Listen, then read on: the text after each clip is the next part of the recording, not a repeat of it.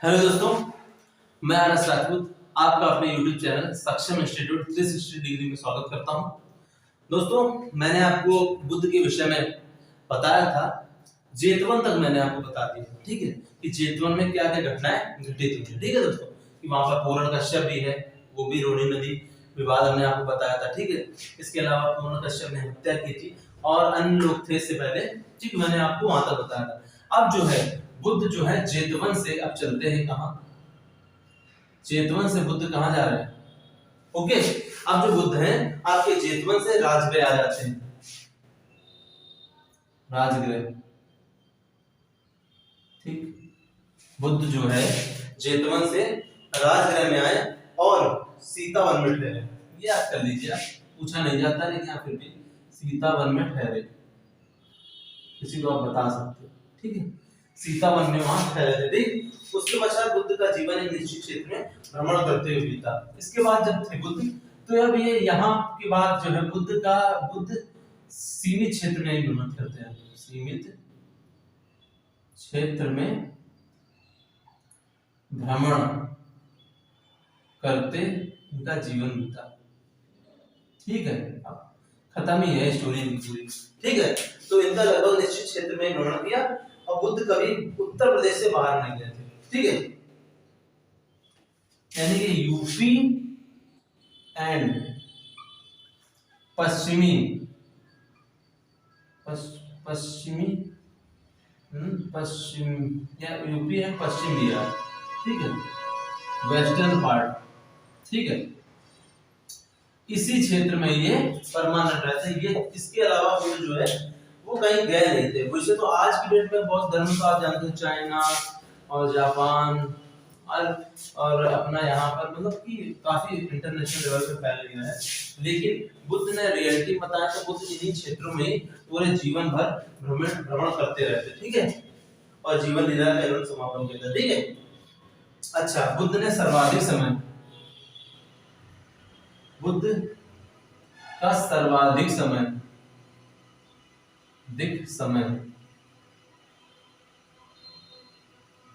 ठीक है, बुद्ध का जो सर्वाधिक समय है वो वैशाली में व्यतीत हुआ। वैशाली लिख लीजिए, इसको क्वेश्चन पूछ लेते हैं, ठीक है। वैशाली में उन्होंने व्यतीत किया, ठीक है। उनकी ज्ञान प्राप्ति के 5वें वर्ष में उनके पिता शुद्धोधन की मृत्यु हो गई थी, ठीक है। इसलिए बुद्ध कपिलवस्तु गए थे, आप जान गए होंगे, ठीक, ओके। तो ये इनका सिस्टम था। बुद्ध इसके बाद भी क्या कहते हैं, कपिलवस्तु फिर जाते हैं, क्योंकि ज्ञान प्राप्ति के 5वें वर्ष उनकी मृत्यु हो जाती है, तो पुनः वो कपिलवस्तु जो पहुंचते हैं, ठीक है। अब इस अवसर पर भी जो आपकी गौतमी है, प्रजापति गौतमी और यशोधरा क्या करती है, अब यहीं पर, अब जब बुद्ध क्या करते हैं, वैशाली में तो रहे थे। अच्छा, जब पिता की मृत्यु हुई, पिता की क्या हुई मृत्यु, कौन, शुद्धोधन की, ठीक है, शुद्धोधन शाक्य की मृत्यु हुई, तो बुद्ध कहां गए? अब बुद्ध यहां से क्या हुआ, बुद्ध पहुंचे कहां पर, कपिलवस्तु। तो ये कपिलवस्तु थे, तो बुद्ध पहुंचे कहां, बुद्ध पहुंचे कपिलवस्तु, लिख लीजिए, ठीक है, कपिलवस्तु पहुंचे। और यहीं पर इनकी जो प्रजापति गौतमी इनकी माता थी, प्रजापति सौतेली माता, प्रजापति गौतमी और यशोधरा इनकी पत्नी थी, ठीक है, यानी कि माता और पत्नी, वो लोग इनसे क्या करें, ये दोनों ही क्या बुद्ध से इन्होंने कपिलवस्तु में क्या था, संघ में सम्मिलित होने की परमिशन मांगी थी, ठीक है दोस्तों। तो उन्होंने इनसे अनुमति मांगी, लेकिन बुद्ध ने 3 बार मना कर दिया और वैशाली लौट गए। लेकिन बुद्ध ने क्या किया, इनको मना कर दिया और फिर बुद्ध यहाँ से कपिलवस्तु से कहां पहुंचे, सीधे फिर पुनः वैशाली पहुंच गए, वैशाली पहुंचे, ठीक है। यानी कि 3 बार मना किया था, 3 बार मना किया, 3 बार मना किया, किसने, तो बुद्ध ने, किसको, तो इन दोनों को, ठीक है, इन दोनों को, प्रजापति गौतमी और यशोधरा को, दोनों को मना कर दिया और फिर वो सीधे वैशाली पहुंच गए, ठीक है। अब देखिए, दोनों महिलाएं जो थी बुद्ध के पीछे पीछे वैशाली तक आए और आनंद की अनुशंसा पर, आनंद इनका शिष्य था, ठीक है, उसकी अनुशंसा पर बुद्ध ने दोनों महिलाओं को संघ में प्रवेश की अनुमति दी थी। कहां पर, वैशाली में। किसने अनुशंसा की, अनुशंसा अनुशंसा की। अनुशंसा का आज भी महत्व है, आप जानते हो हमारे पूरे जो सिस्टम है, जब आप पॉलिटिक्स पढ़ोगे तो आप देखोगे कौन इसको बता रहा है। जैसे कि राष्ट्रपति कई बार अनुशंसा करता है किसी चीज की कि आप हाँ इसको देख लीजिए, इसको इस तरीके से आयोग बनेगा, ठीक है, तो सबका है अनुशंसा। तो उसने अनुशंसा की, तो वो थे इनके शिष्य आनंद, ठीक है। उसकी अनुशंसा पर क्या था, इन दोनों को, ये जो दोनों थी, इनको संघ में सम्मिलित किया गया, संघ में सम्मिलित किया गया, जिसमें फर्स्ट सम्मिलित महिला थी, फर्स्ट सम्मिलित हुई कौन, तो वो थी इनकी कौन, प्रजापति गौतमी, फर्स्ट, ठीक है। ये याद रखिए, क्वेश्चन पूछ लेते हैं कि सबसे पहले इन्होंने किसको बौद्ध संघ में, महिलाओं में सबसे पहले किसको अपने बौद्ध संघ में सम्मिलित किया था, तो वो थी इनकी प्रजापति गौतमी, इनकी सौतेली माता, ठीक है। फिर उन्होंने अपनी माता को दीक्षा दी, उसके बाद फिर यशोधरा को, जो इनकी पत्नी थी, उनको दीक्षा दी, ठीक है। लेकिन इसी समय बुद्ध ने भविष्यवाणी भी कर दी कि अगर संघ की उम्र, देखिए बुद्ध ने फिर जब जैसे सम्मिलित किया तो बुद्ध ने फिर इनको एक भविष्यवाणी भी कर दी कि अगर संघ की उम्र 1000 वर्ष हो तो अब इसकी उम्र क्या हो गई, लगभग 500 वर्ष हो गई। क्यों? क्योंकि महिलाओं का संघ में प्रवेश हो गया। आप सभी जानते हो कि जब महिलाएं होंगी तो अगर ब्रह्मचर्य का लोग जनरली फॉलो नहीं कर पाएंगे। आपके सामने सुंदर सुंदर कन्या है मान लीजिए है, और आप कसम खाए हो कि मैं ब्रह्मचारी हूँ, मैं पूर्ण ध्यान परमात्मा या ध्यान में लगाऊंगा, तो आप नहीं लगा सकते हो, क्योंकि वो रोज, क्योंकि वो होता ही है अट्रैक्शन प्लस एंड माइनस, तो अट्रैक्शन तो होगा ही, तो आप कब तक रोकोगे। तो उन्होंने सोचा कि जैसे हम लोग, तो बुद्ध बोल रहे हैं कि जैसे हम तो कंट्रोल है, हमें कोई दिक्कत नहीं, जो सच्चा है। लेकिन क्या होता है कि संघ में 100% प्योर आदमी थोड़ा होता है, तो गड़बड़ आदमी भी सिलेक्ट होता है, बाद में धीरे धीरे परिवर्तन आता है। लेकिन जब गड़बड़ है वहां पर अच्छी अच्छी सुंदर करना है, तो कैसे भी करके वो व्यक्ति है वो संभल नहीं पाएगा। यही चीज लागू होती महिलाओं के लिए कि महिलाएं भी क्या करेगी, जिस कार्य के उद्देश्य से वो इस संघ में सम्मिलित हो रहे, वो अन्य पुरुषों को देखकर भी उनका क्या होगा, ब्रह्मचर्य विचलित होगा, ऐसे समझ लीजिए, ठीक है। तो जो संघ की जो उम्र होगी वो लगभग आधी हो जाएगी, चाहे जितने भी वर्ष चले उसकी उम्र लगभग क्या होगी, आधी हो जाएगी। ये बुद्ध ने तुरंत घोषणा कर दी थी, ठीक है। अच्छा, महिलाओं पर बुद्ध ने कुछ निषेध लगाए थे, जैसे बुद्ध ने कुछ महिलाओं, सुन लीजिए, बुद्ध ने महिलाओं पर कुछ निषेध लगाए थे। उसमें यह था कि वोटिंग राइट्स नहीं था, मताधिकार नहीं था, संघ के अंदर महिलाओं को कोई भी मताधिकार नहीं दिया गया था, ठीक है। इस प्रकार से वैशाली में भिक्षुणी संघ की स्थापना हुई, ठीक। यही इन दोनों से ही क्या हुआ था, भिक्षुणी संघ, भिक्षु संघ था भी, अब भिक्षुणी संघ इनका फर्स्ट बना था, ठीक है। कहां पर, वैशाली में, ठीक है, खत्मी है बिल्कुल, वैशाली में इनका भिक्षुणी संघ बना था, ठीक है।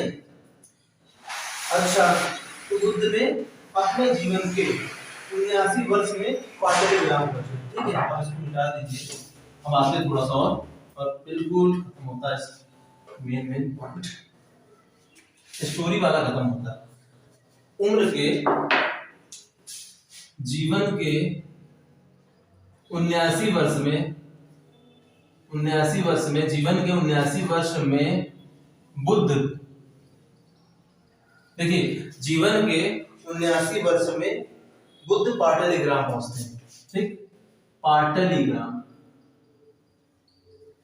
ठीक है, पाटलीग्राम जो है बुद्ध वहां पर पहुंचते हैं। यहाँ बुद्ध ने अजातशत्रु को आशीर्वाद दिया, यहाँ पर अजातशत्रु, वही अजातशत्रु जो अपने भाइयों को बजाय, ठीक है, अजातशत्रु को आशीर्वाद दिया, वाद दिया, ठीक है। यहाँ इन्होंने अजातशत्रु को आशीर्वाद दिया, ठीक है। और ये पाटलीग्राम कहाँ है, गंगा और सोन नदी के संगम पर, ये पूछ सकते हैं, गंगा एंड सोन नदी के संगम पर, ठीक है। ये चीज आप समझ लीजिए, पाटलीग्राम जो आता है, ठीक है। अच्छा,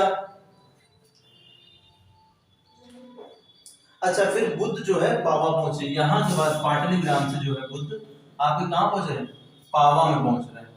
पावा और पुरी, पावा जो है एक मल्ल गणराज्य, उसकी राजधानी थी महाजनपद में, मैंने आपको बताया था, ठीक है। तो पावा में बुद्ध जो है पहुंचते हैं, और वहां चुंद कुमार पुत्र के यहाँ ठहरते। यहाँ पर किसके यहाँ पहुंचते? चुंद चुंद कुमार चुंद कुमार पुत्र के यहाँ ठहरते हैं। ठीक है, पुत्र पा है, ठीक है, पुत्र के यहाँ क्या करते हैं? पुत्र के यहाँ ठहरते हैं, यहाँ ठहरते हैं। ठीक है, ओके दोस्तों, यहाँ पर चुंद कुमार पुत्र के यहाँ ठहरते हैं जहां बुद्ध को विषाक्त भोजन मिलता है। ठीक है, यही व्यक्ति जो है विषाक्त भोजन जिसको आप बोलते हो पॉइजन खिलाया गया। विषाक्त जो फूड पॉइजन हम नहीं जानते हो कि फूड पॉइजनिंग हो गई, खाना आप अगर बासी खा लो तो क्या होता है, कई बार जो शरीर पचा नहीं पाता तो पॉइजन का रूप ले लेता है, जबरदस्त एसिड बना देता है, उसमें मृत्यु हो जाती है। हमें 4 साल पहले ही एक विद्यालय की प्रिंसिपल की डेथ हो गई थी। ठीक है, किससे? विषाक्त भोजन से। तो इस पर यही कि उसने खाना जो खिलाया था उनको विषाक्त खिला दिया था, जिस वजह से जो बुद्ध थे क्या होते हैं, विषाक्त भोजन खा लिया। फिर बुद्ध यहाँ से क्या करते हैं, कुशीनगर पहुंचते हैं। पावा से बुद्ध कहाँ जा रहे हैं? कुशीनगर जा रहा है। कौन? बुद्ध। ठीक है, ये बुद्ध यहाँ पर ठहरते हैं। ठीक है, अब यहाँ से कुशीनगर जाते हैं। ठीक है, पावा और कुशीनगर का बुद्ध के यहाँ पर रोल भी है, जैन में भी यूज है। ठीक है, आपको बताएंगे। ठीक है, तो ये बुद्ध जो है आपके कुशीनगर में पहुंचते हैं और शाल वृक्ष के नीचे ठहरते हैं। यहीं पर क्या है? शाल वृक्ष। आप देखिए, शाल वृक्ष के नीचे ठहरते हैं, नीचे ठहरते हैं। अब ये आप देखिए, जो शाल वृक्ष के नीचे ही इनका जन्म हुआ था, आपको मैंने बताया था। ठीक है, जो ललित विस्तार था बौद्ध ग्रंथ, उसमें मैंने आपको बताया था। और ऊपर देखिए, जीवन के अंतिम समय में भी बुद्ध कहाँ आ गए? शाल वृक्ष के नीचे ही आ गए। ठीक है, यहाँ पर बुद्ध ने अपना महापरिनिर्वाण ग्रहण किया और यहीं पर बुद्ध को क्या हुआ? महापरिनिर्वाण। ठीक है, बुद्ध ने यहाँ पर महापरिनिर्वाण ग्रहण किया, क्योंकि विषाक्त भोजन खा चुके हैं। और होता है इसमें ये कंडीशन है कि जब भोजन इनको इस तरीके खिला दिया जाता है तो बुद्ध इसको बचाने के लिए, किसको? इस चंद्र कुमार पुत्र, इस पाजी इंसान को बचाने के लिए। देखिए, जो संत होता है वो उसकी निशानी यही होती है कि माफ करो सब। ठीक है, चाहे तुम्हें परेशान करे या तुम्हारे रिश्तेदार या समाज के किसी भी व्यक्ति को परेशान करे, लेकिन तुम्हारा काम क्या है? तुमको भावनाओं से रहित होकर, यही तो समाधि की कंडीशन होती है। आप अगर ज्ञान प्राप्ति कंडीशन चले गए हो, समाधि की कंडीशन पे हो, तो सीधी सी बात है, बुद्ध जो है हमेशा उसका भला सोच रहे थे। तो उन्होंने उसके यहाँ पर जिसे खाया तो उन्हें गड़बड़ लगा, तो फिर वहां सडनली उसका घर छोड़ा, उस क्षेत्र को छोड़ा और कहां चले गए? कुशीनगर चले गए, ताकि इस पर कोई आंच ना आए, क्योंकि उनका संग अच्छा खासा था और पक्का था कि पिटने वाला था, पिटने का निपटा भी दिया था। ठीक है, लेकिन फिर उन्होंने क्या किया? कुशीनगर चले गए, साल वृक्ष के नीचे इन्होंने महापरिनिर्वाण ग्रहण किया। ठीक है दोस्तों, जो कि और कहा इन्होंने, जब महापरिनिर्वाण ग्रहण किया तो इन्होंने क्या कहा इन्होंने? भंते, लिख लीजिए, भंते मैं धम्म और संघ की शरण में जाता हूं। ठीक है, मैं धम्म और संघ की शरण में जाता हूं। ठीक है दोस्तों, ये उन्होंने, बुद्ध ने मरते टाइम कहा था 483 ईसा पूर्व, यानी कि बीसी, बिफोर क्राइस्ट। ठीक है, इस समय इन्होंने जब महापरिनिर्वाण ग्रहण किया तब इन्होंने ये बात कही थी। ठीक है दोस्तों,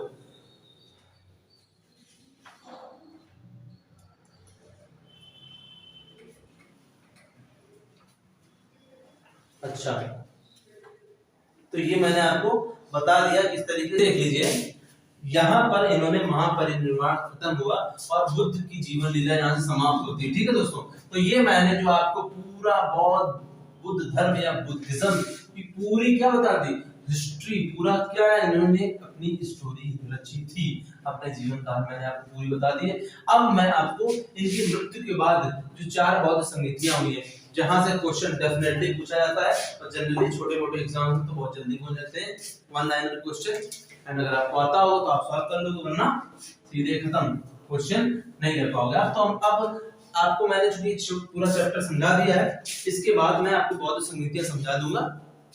आपको अष्टांगिक मार्ग में जो 8 चीजें उन्होंने बताई थी वो बता दूंगा, और लगभग चैप्टर आपका खत्म है। ठीक है, तो इसमें जो मेन है वो मैं बता दे रहा हूँ। 4 बौद्ध संगीतियां इनके बाद हुई है, इनकी मृत्यु के बाद। ठीक है, 4 बौद्ध संगीतियां,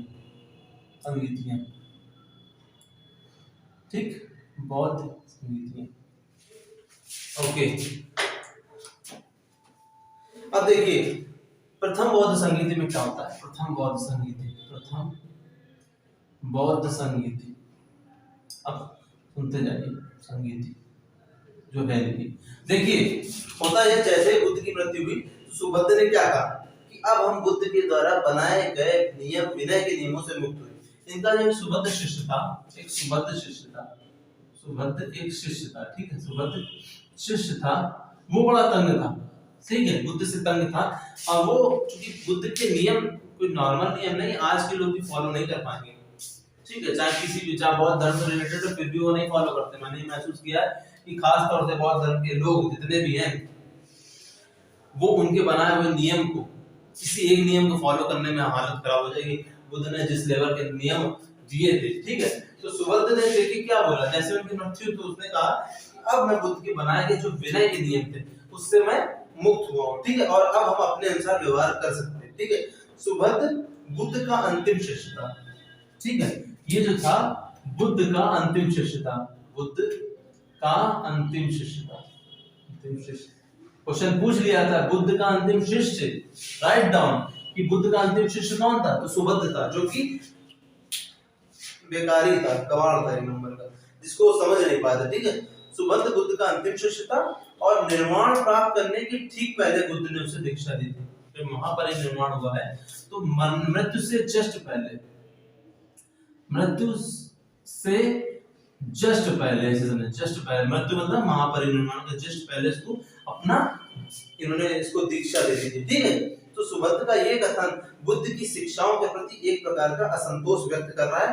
अतः समस्या के निवारण या निराकरण के लिए बुद्ध के एक और शिष्य महाकश्यप ने बुद्ध की मृत्यु के 100 दिन बाद प्रथम बौद्ध संगीति आयोजित की थी। कि यानी कि ये जो इसने लाइन बोल दी थी, बड़ा ही उस समय गड़बड़ कर दिया था कि इसने ये बुद्ध के अगेंस्ट लाइन इसने बोली थी, बुद्ध के अगेंस्ट बोल दिया था। ठीक है, और इसी बुद्ध के अगेंस्ट बोलने के कारण ही फिर ऐसा लगा कि लगता है बुद्ध के खत्म होने के बाद ऐसा लग रहा था कि ये बुद्ध का जो संघ है वो चल नहीं पाएगा, क्योंकि लोग अब कंफ्यूजन में आ जाएंगे, क्योंकि इसने अच्छा खासा व्यक्ति था, इसने बड़ा ही गड़बड़ बोल दिया था। और चूंकि अंतिम था तो लोग ज्यादा इसको जान गए थे कि अंतिम शिष्य है, तो लोग ज्यादा इसको जान गए थे, जिस वजह से जो था एक तरीके का कंफ्यूजन समाज में इसने पैदा कर दिया था। तो बुद्ध का एक शिष्य था जो महाकश्यप था, उसने बुद्ध की मृत्यु के 100 दिन बाद प्रथम बौद्ध संगीत का आयोजन किया। ये हुआ बुद्ध की मृत्यु के 100 दिन बाद आयोजन इसका हुआ, इसी बौद्ध संगीत का। किसने किया? कश्यप नहीं बोले, कश्यप, महाकश्यप। ठीक है, महाकश्यप इनका एक शिष्य था, उसने जो प्रथम बौद्ध संगीत का आयोजन किया। इस संगीत का जो संयोजन किया था वो अजातशत्रु ने किया। ठीक है, यानी कि समय राजा जो था जिसने पैसा लगाया था वो था अजातशत्रु, अजातशत्रु। ठीक है, जो कि बिंबिसार का लड़का था। ठीक है, उसने इसका संयोजन किया था और मगध का शासक था, हमने आपको बताया मगध का राजा। ठीक है, अच्छा, प्रथम बौद्ध संगीत हो गई। अच्छा, राजगृह में सप्तपर्णी गुफा में आयोजन हुआ था। कहाँ हुआ था आयोजन? तो ये हुआ था, देखते जाइए फटाफट, राजगृह में सप्तपर्णी गुफा। ठीक है, राजगृह में सप्तपर्णी गुफा में इसका आयोजन किया गया था और महाकश्यप ने संगीत की अध्यक्षता की थी। तो ये तो जो थे शिष्य था, अध्यक्ष भी यही था। ठीक है, देख लीजिए, अध्यक्ष था किसका? प्रथम बौद्ध संगीत का। ठीक है, प्रथम बौद्ध संगीत का ये अध्यक्ष भी था। ठीक, इस तरीके से समझ लीजिए। ओके, अच्छा, सभा का आयोजन राजगृह में सप्तपर्णी गुफा में हो रहा है। ठीक है, महाकश्यप इसकी अध्यक्षता कर रहे हैं और इसे विनय संगीत कहा गया है। इसी को प्रथम बौद्ध संगीत को क्या कहा गया है? विनय संगीत। ठीक है, विनय संगीत इसको कहा गया था। ठीक है, और क्योंकि संगीत का मूल विषय क्या था? बौद्ध संघ की आचरण संहिता। रीजन क्या था इसका, क्यों कहा गया था? क्योंकि इस पर बौद्ध संघ की आचरण संहिता विषय था। बौद्ध संघ, लिखते जाइए बहुत जल्दी, आचरण, बौद्ध संघ की आचरण विनय संगीत, इसका कारण था बौद्ध संघ की आचरण संहिता। ठीक है, इसको लिख लीजिए फटाक से। ठीक,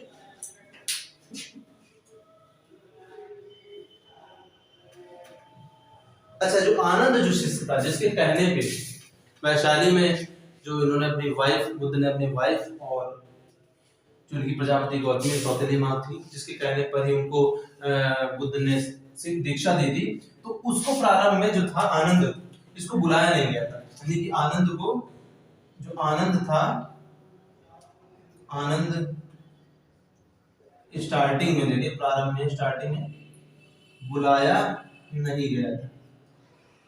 इसका कारण था, ठीक है, बताता हूँ। ठीक है, बुद्ध को प्रारंभ में आनंद को बुलाया नहीं गया था। आनंद पर आरोप था कि उसने बुद्ध की इच्छाओं के विपरीत कार्य किया। ठीक है, इस पर आरोप था कि बुद्ध के अगेंस्ट कार्य किया। इच्छाओं की, इच्छा मतलब कि एक तो वो महिलाओं को सम्मिलित नहीं होने देना चाह रहे थे, लेकिन ये बीच में बहुत बड़ा ऐसे सम्मिलित हुए, तो कहीं ना कहीं इन्होंने क्या किया था? बुद्ध की इच्छाओं के अगेंस्ट काम किया था। ठीक है, लेकिन आनंद ने सभी आरोपों के सही उत्तर दिए थे। फिर इसने अपना बचाव रखा आनंद ने, और उसको सही उत्तर दिया। ठीक है, अच्छा, आनंद ने ही फिर वहां पर सुत्त पिटक का संकलन किया था। प्रथम बौद्ध संगीत में ही सुत्त पिटक इनके त्रिरत्न है, अभिधम्म पिटक, विनय पिटक, सुत्त पिटक। ठीक है, तो जिसमें सुत्त पिटक का जो कि संकलन किया था वो आनंद ने किया था प्रथम बौद्ध संगीत में। ठीक है, और उपाली ने विनय पिटक का संकलन किया था। यहीं पर एक विनय पिटक थी, विनय पिटक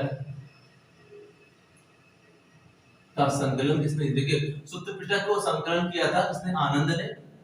आनंद ने संकलन किया। ठीक है, संकलन। वहीं पर विनय पिटक इसका संकलन किया था उपाली ने।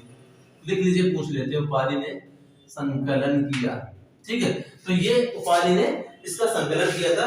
प्रथम बौद्ध संगीत में चेन्ना पर आरोप लगाए और उसे ब्रह्मदंड दिया गया। ठीक है, चेन्ना पर भी आरोप यहाँ पर लगा था। इसमें चेन्ना वही था, सारथी था उनका, तो चेन्ना को ब्रह्मदंड दिया गया। सब इतना समझो, ब्रह्मदंड इसको दिया गया था। ठीक, यानी कि सामाजिक इसका बहिष्कार किया गया था। अब जो भी हो, ठीक है, तो इस तरीके से जो है इसकी चेतवन ब्रह्मदंड इसको यहाँ पर दे दिया गया था। इसमें और ज्यादा इंपॉर्टेंट नहीं है। अच्छा, जो आनंद पर जो अभियोग लगाया गया था उसमें ये कहा गया था कि बुद्ध जो है मृत्यु से पूर्व पानी पीना चाहते थे, तो आनंद ने उन्हें पानी नहीं पिलाया था। जैसे बुद्ध महिलाओं को संघ में शामिल भी नहीं होने देना चाहते थे, तो पानी नहीं पिलाया, और महिलाओं को शामिल नहीं करने देना चाहते थे, लेकिन उसमें भी उसने अपना एक तरीके से टांग लगाई थी, तो इस वजह से इसको दंड दिया गया था। और देखा जाए, प्रथम बौद्ध संगीति बता दी। अब आते हैं द्वितीय बौद्ध संगीति। द्वितीय बौद्ध संगीति, ठीक है, जितना डिटेल में बता रहे हैं ना, इसके बाद किसी चीज की जरूरत नहीं पड़ेगी।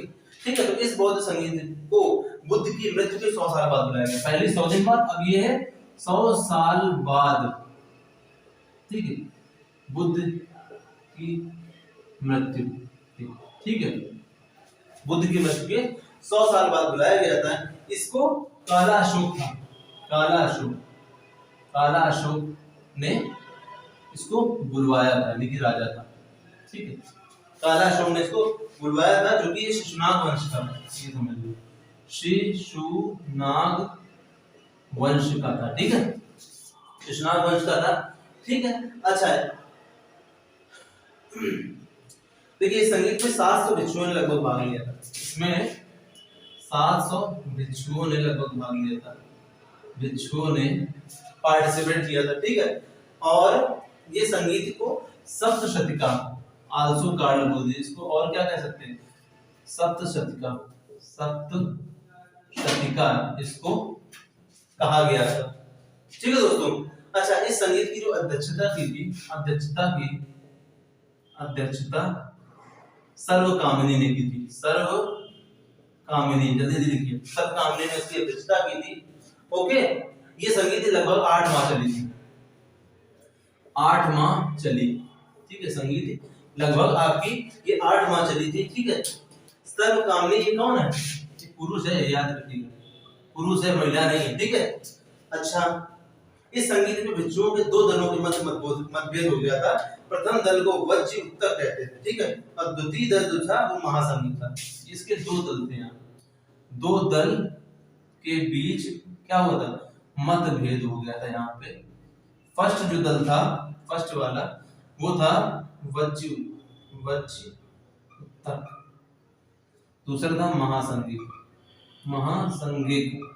ठीक है, दूसरा था महासंगीत। ठीक है, तो 2 दलों के बीच में मतभेद हो गया था। महासंगीत ये आपके पश्चिमी भिक्षुक थे। ठीक है, भिक्षुक थे, ठीक, पश्चिमी आपके भिक्षुक थे, और ये पूर्वी क्षेत्र के थे, पूर्वी भिक्षुक थे। ठीक, ओके, तो इसमें ये हुआ था। ठीक है, ये मतभेद बुद्ध के बताए 10 नियमों को लेकर के था, आचरण की बुद्ध के 10 नियम को। कारण क्या था? बुद्ध के बनाए 10 आचरण के नियम को लेकर था। ठीक है, लेकर था। ठीक है, बुद्ध के बनाए 10 आचरण के नियम को लेकर के था। ठीक है, ओके, तो इसमें हमने आपको ये बता दिया कालाशोक है, शिशुनाग वंश का है। ठीक है। अच्छा, इसमें ये होता है, कालाशोक के विषय में ये बताया था कि काला ये बहुत था। ठीक है, इस तरीके से आप बोल सकते हो कि देखने में थोड़ा सा पंचय बहुत गड़बड़ था। अशोक के नाम से समझ में आ रहा है। और इसका जो नाई था, उसके नाई का नाम था अग्रसेन। ठीक है, उसी अग्रसेन से इसकी जो वाइफ थी, वाकई में इसकी जो वाइफ थी, चूंकि ये इतना बदसूरत दिखता था कि इसकी वाइफ भी इसके साथ रहना नहीं पसंद करती थी, तो इसकी वाइफ ने इसी, कौन है इसका नाई जो है, अगर देखा जाए नाई इसका कौन है? अग्रसेन। वो देखने में हैंडसम था, तो उसी अग्रसेन के साथ में क्या किया था? कोलैब हो गया था, यानी कि आप बोलिए तो यानी संबंध स्थापित किए थे। ठीक है, अब इसी यानी कि अग्रसेन प्लस ये जो आपका काला अशोक वाइफ, काला अशोक की जो वाइफ है, ठीक है, उससे एक पुत्र की एक संतान हुआ था। ठीक है, और वही संतानों की राजवंश कहलाई नंदवंश। ठीक है, नंदवंश इसी संतान से हुआ था। नंदवंश जो था आपका, वो इसी इन दोनों से ही उत्पन्न हुई थी। ठीक है, तो ये संतानें कहलाती जारज। जो इस तरीके से संबंध स्थापित होता है तो उनको जारज कहा जाता है, जो अवैध संबंध होता है। ठीक है, तो नंदवंश कहीं ना कहीं इस तरीके से बना था। ठीक है, तो हमने आपको ये बता दिया। इसके बाद आते हैं तृतीय बौद्ध संगीत को। तृतीय बौद्ध संगीत, अभी टाइमिंग जो है हम आपको बाद बता देंगे, अभी आपसे मेन मिली टाइमिंग जो है बता दूंगा। तृतीय बौद्ध संगीत, तृतीय बौद्ध संगीत। ठीक है, तृतीय बौद्ध संगीत। देखिए, जो तृतीय बौद्ध संगीत है, ये संगीति अशोक द्वारा ये बुलाई थी। किसने? अशोक ने। कहां? पाटलिपुत्र में। पाटलिपुत्र में क्या की थी? इसने बुलाई थी 250 बीसी। चलिए, अच्छा चलो, अच्छा 250 बीसी लिख लो, मैं और बता देंगे। 250 बीसी में बुलाई थी। ठीक, 250 बीसी में लगभग बुलाई थी। अशोक के राज्याभिषेक के 17वें वर्ष आयोजन हुआ था, और इसकी अध्यक्षता मोगलीपुत्र, अध्यक्षता किसने की थी? मोगलीपुत्र। ठीक है, दृश्य। ठीक है, मोगलीपुत्र दृश्य ने की थी। ठीक है, और ये लगभग 9 महीने चली थी। ठीक है, 9 माह चली थी। लिख लीजिए इसको फटाफट। अच्छा, ये संगीत अशोक ने बौद्ध धर्म की पुनर्संगठन के लिए बुलाई थी। बौद्ध धर्म के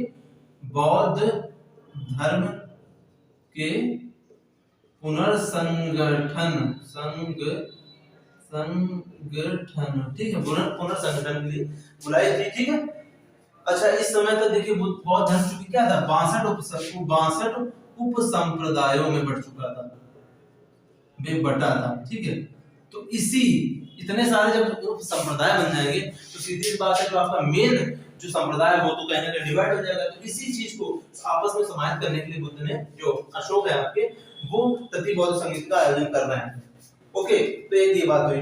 इस संगीत में त्रिपिटकों का भी पुनर्संपादन किया गया। जो आपके त्रिपिटक थे, त्रिपिटकों का पुनर्संपादन भी क्या है इनका किया गया था। ठीक है, अशोक ने अपने बेटे महेंद्र को श्रीलंका भेजा। अशोक की पत्नी जो थी वो देवी थी। ठीक है, ये विदिशा सेठ की, इसके बारे में समझ लीजिए, विदिशा सेठ की बेटी है, उसका बेटा महेंद्र है। विदिशा एमपी में है, उज्जैन के पास। ठीक है, जहां विदिशा की कैलाश सत्ता थी। ठीक है, विदिशा में स्तंभ लेख है जो गरुड़ स्तंभ है। ठीक है, तो जो जिसे आज भी खम्ब बाबा के नाम से जाना जाता है, गरुड़ स्तंभ को हेरोडोटस ने बनवाया था। सुन लीजिए, हम बताएं नहीं, लिखेंगे नहीं। ठीक है, गरुड़ स्तंभ को हेरोडोटस ने बनवाया था। ठीक है, तो बुद्धिज्म का रूल है कि स्त्री ही स्त्री को दीक्षा दे सकती थी। ठीक है, तो होता है कि फिर श्रीलंका की जो राजकुमारी अनुला ने संघ में प्रवेश की इच्छा जाहिर की थी उस टाइम, तो उनको भी संघ में सम्मिलित करने के लिए अशोक ने अपनी बेटी जो थी संघमित्रा को श्रीलंका भेजा था, जिसमें अनुला को दीक्षा देती है। क्योंकि बुद्ध का जो बुद्धिज्म का रूल है कि महिला को दीक्षा दे सकती है। ठीक है, तो ये आपकी तृतीय बौद्ध संगीत है। चतुर्थ बौद्ध संगीत में बौद्ध धर्म का विभाजन दो संप्रदाय में हो गया था। अब आइए चतुर्थ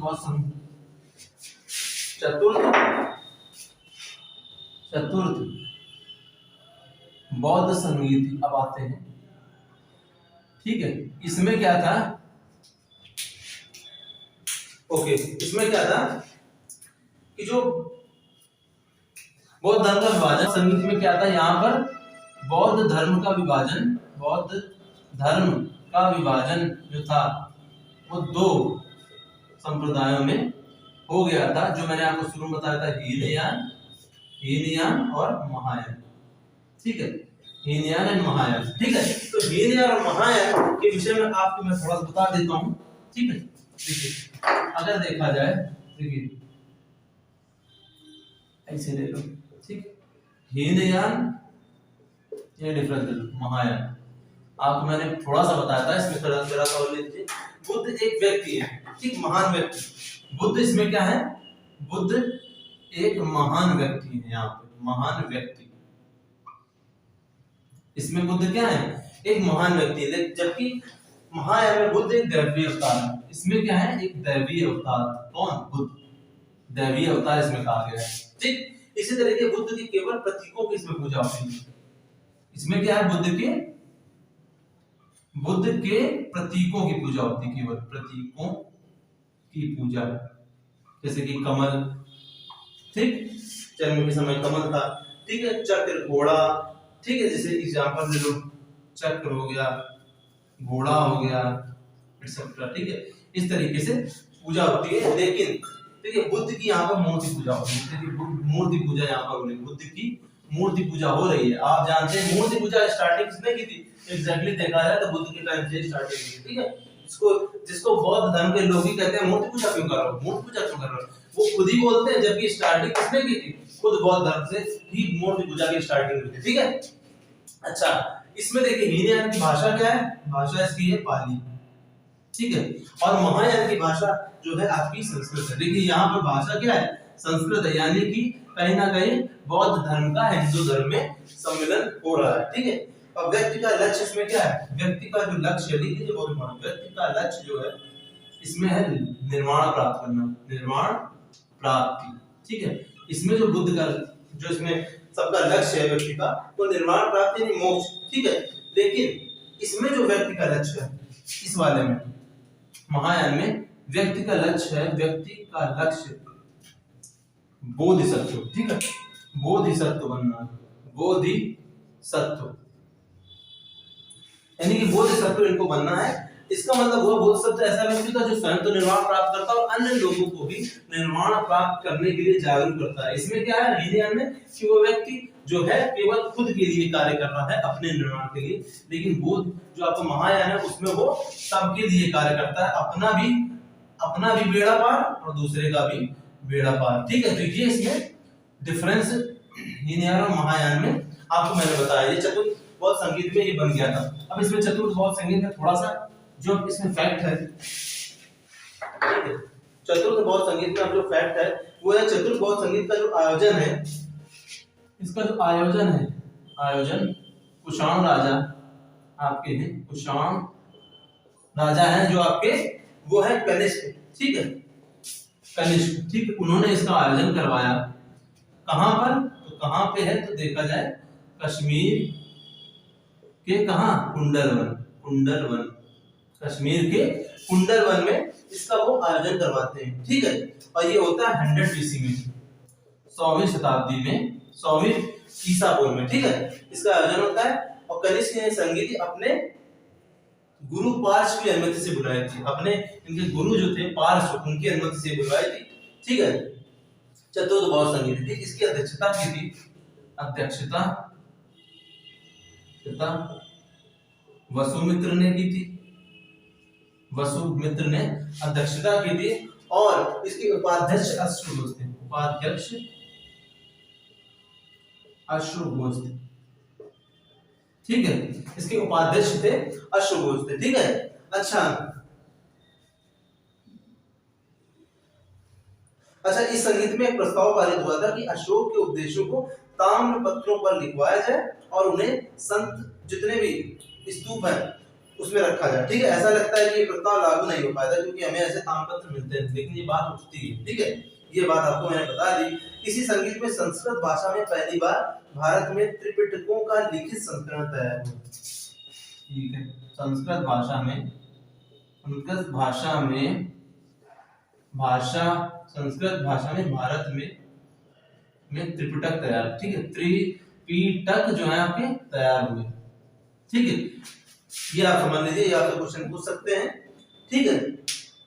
तो पूरे विश्व में जो त्रिपिटकों का प्रथम लिखित संस्करण है वो 80 बीसी में श्रीलंका में तैयार हुआ है, ठीक है, ठीक है, इस संगीत से पहले। और ये श्रीलंका के राजा जो वटगामिनी की प्रेरणा से संस्करण तैयार हुआ, इनका संस्करण तैयार हुआ, उसकी भाषा थी पाली, आपको लगभग मैंने सब बता दिया है, ठीक है। तो बुद्धिज्म जो है भारत से एकदम खत्म हो गया है, केवल बहुत ही कम लोगों में इस टाइम है, ठीक है दोस्तों, जो कि लगभग 1% से भी कम है, ओके। तो इसमें दोस्तों जो है मैं आपको अभी एक टेबल बता दे रहा हूं, इससे रिलेटेड लगभग आपका खत्म हो रहा है, ओके। इसमें मैं आपको बहुत संगीत का एक टेबल बना दूं, वो देख लीजिएगा, ओके दोस्तों।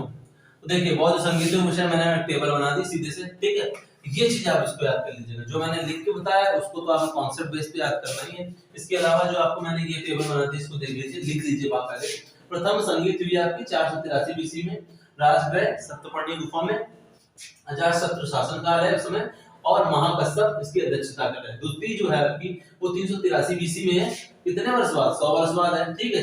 इसके बाद ये वैशाली में हो रही है, कालाशोक इसके उस समय राजा है और सर्वकामनी इसके अध्यक्ष है।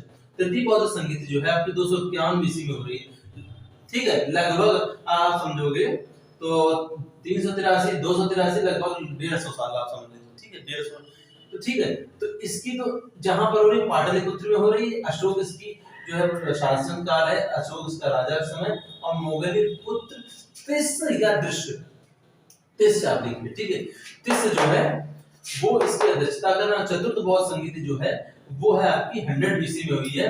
कौन करा रहा है, कनिष्क करा रहा है राजा उस समय, और कश्मीर के कुंडलवन में हो रही है, और इसके अध्यक्ष हैं इस वक्त वसुमित्र और इसके उपाध्यक्ष हैं अश्वघोष, ठीक है दोस्तों। तो ये एक आपकी टेबल हो गई है, ठीक है। अब आपको हम थोड़ा सा आगे बताते हैं, ओके, चारों विषय बता दें आपको मैं आर्य सत्य बताए थे, एक आपका अष्टांगिक मार्ग, और अष्टांगिक मार्ग नहीं, दुख दूर करने के लिए अष्टांगिक मार्ग है, ये आपको हमने बताया था, प्रतीत समुत्पाद, उसके बाद जो 4 आर्य सत्य थे उसमें ही अष्टांगिक मार्ग की बात हुई थी। तो अष्टांगिक मार्ग कितने हैं, ये 8 है। कौन कौन से, अब ये देख लीजिए, ठीक, 1 2 3 4 5 6 लिख लीजिए इसको, 7 और 8, एक बार क्वेश्चन पूछ लेते हैं, ठीक है। तो ये सम्यक दृष्टि, सम्यक संकल्प, सम्यक, इसको लिखते हैं नीचे, सम्यक दृष्टि, ठीक है, सम्यक संकल्प, सम्यक संकल्प, ठीक, सम्यक दृष्टि, सम्यक संकल्प, सम्यक वचन, सम्यक कर्म, सम्यक वचन, सम्यक कर्म, सम्यक कर्म, ठीक है। सम्यक वचन, सम्यक कर्म, सम्यक आजीविका, सम्यक प्रयत्न, सम्यक आजीविका, सम्यक प्रयत्न, सम्यक प्रयत्न, ठीक है। सम्यक आजीविका, सम्यक प्रयत्न, सम्यक विचार, सम्यक विचार, सम्यक अध्ययन, सम्यक अध्ययन, ठीक है। सम्यक विचार, सम्यक अध्ययन, या इसी को अध्ययन को बोल सकते हो समाधि, ठीक है। ठीक, तो ये आपके 8 अष्टांगिक मार्ग हैं, ठीक है दोस्तों। इसको आपसे क्वेश्चन में ऐसे पूछ सकता है कि 3-4 नाम देंगे, कहेंगे इसमें बताइए बुद्ध के कौन सा अष्टांगिक मार्ग नहीं है, या कौन कौन से अष्टांगिक मार्ग है। ऑप्शन में इस तरह के साथ पूछ सकते हैं। तो एक तो ये हो गया आपका, एक त्रिरत्न, आप देख लीजिए, त्रिरत्न, बुद्ध के त्रिरत्न है, जो है बुद्ध, धम्म और संघ, ठीक है। बुद्ध, धम्म, संघ, ओके दोस्तों, ये इनके त्रिरत्न हैं। ये आपसे क्वेश्चन पूछ सकते हैं दोस्तों। तो ये जो आपका बुद्धिज्म टॉपिक है, मैंने लगभग पूरा समाप्त कर दिया। इसके बाद जब मैं टॉपिक कराऊंगा तो बीच में इससे रिलेटेड क्वेश्चन भी आपको बताऊंगा, ठीक है।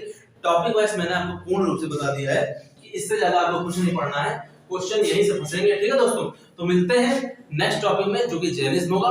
Thank you very much.